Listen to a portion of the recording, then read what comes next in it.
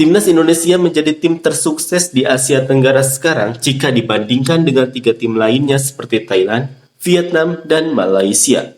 Statistik mencatat, Indonesia memenuhi syarat untuk kualifikasi Piala Dunia 2026 babak ketiga, memenuhi syarat untuk Piala Asia U17 2025, memenuhi syarat untuk Piala Asia U20 2025, memenuhi syarat untuk Piala Asia 2027. Thailand tidak lolos ke kualifikasi Piala Dunia 2026 babak ketiga, memenuhi syarat untuk Piala Asia U17 2025, memenuhi syarat untuk Piala Asia U20 2025, belum dipastikan memenuhi syarat untuk Piala Asia 2027. Vietnam tidak lolos ke kualifikasi Piala Dunia 2026 babak ketiga, memenuhi syarat untuk Piala Asia U17 2025, tidak lolos ke Piala Asia U20 2025, belum dipastikan memenuhi syarat untuk Piala Asia 2027.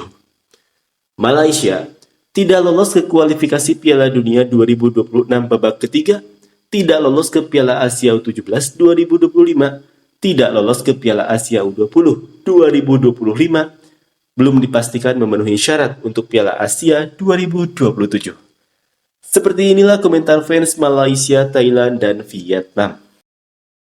Indonesia ayah yang pintar. Indonesia lebih baik daripada ASEAN kecil. Mereka adalah salah satu tim papan atas dunia. Persatuan Sepak Bola Indonesia melakukan sesuatu yang istimewa karena tidak ada negara lain yang tidak mampu melakukan seperti mereka. Mereka akan mengalahkan seluruh Asia dan menunjukkan kelas dunia mereka untuk menjadi tim teratas di dunia ini, yang terbaik di dunia. Bangga dengan Asia, Indonesia, Indonesia, Indonesia. Indonesia akan segera tersingkir dari babak kualifikasi ketiga Piala Dunia, hanya tinggal menunggu waktu saja.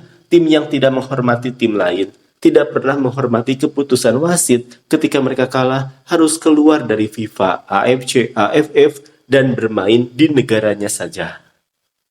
Bermain di liga mereka penuh dengan kerusuhan dan hal-hal negatif. Layak untuk babak grup saja, tapi belum layak untuk ke Piala Dunia.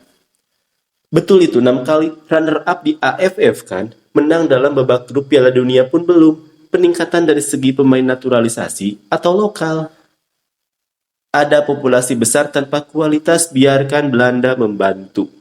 Karena pemain asli Indonesia lemah dan tidak kompeten, makanya harus membeli pemain naturalisasi. Mereka akan terluka jika kamu berbicara seperti itu. Tolong jangan sakiti mereka lagi.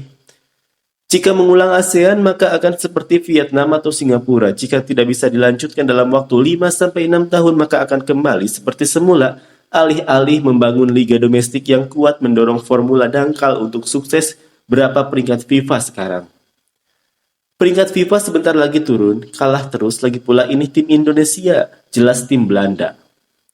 Mengapa Indonesia? Mereka tidak memenangkan apapun. Sejujurnya, Kamboja sebagusnya dalam memenangkan trofi.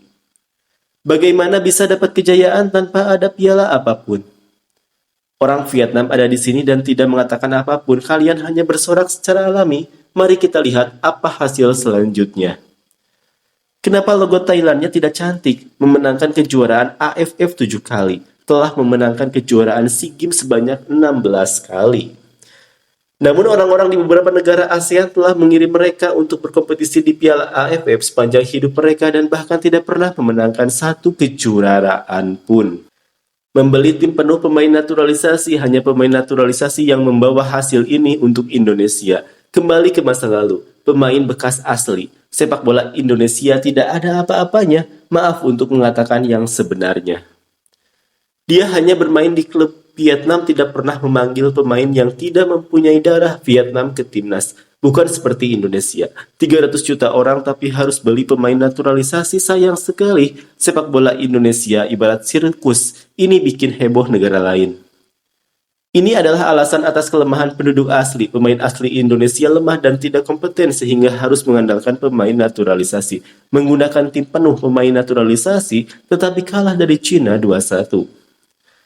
Senang mengetahui semua fakta dan hasil ini, tetapi sepak bola hanyalah sebuah olahraga. Jangan terlalu gila. Olahraga harus menciptakan persahabatan. Putaran ketiga babak kualifikasi Piala Dunia di Indonesia bukan karena lebih baik dari tim ASEAN lainnya, melainkan karena babak penyisihan grup lebih mudah dibandingkan tim lain dan menggunakan pemain naturalisasi untuk mengangkat tim. Maka dari itu, tidak ada kebanggaan tersendiri karena nilai pemain daerah Anda semakin menurun karena pemain lokal Anda diabaikan. Semoga beruntung semua tim. Terus tingkatkan, saya sebagai penggemar sepak bola ingin menonton pertandingan sepak bola yang berkualitas. Tunjukkan sportivitas Anda. Saya melihat perkembangan Indonesia sangat pesat dalam beberapa tahun terakhir. Aku tidak mau untuk troll negara tetangga, sebab negara kita pun kocar-kacir lagi. Milikilah banyak pertandingan dari bibit muda sampai ke tim nasional. Hasil anak-anak kita seperti ini saja sedih. 4 besar adalah Singapura, Thailand, Vietnam, Malaysia. Tim yang ada di Piala AFF atau Piala Harimau itu tim besar.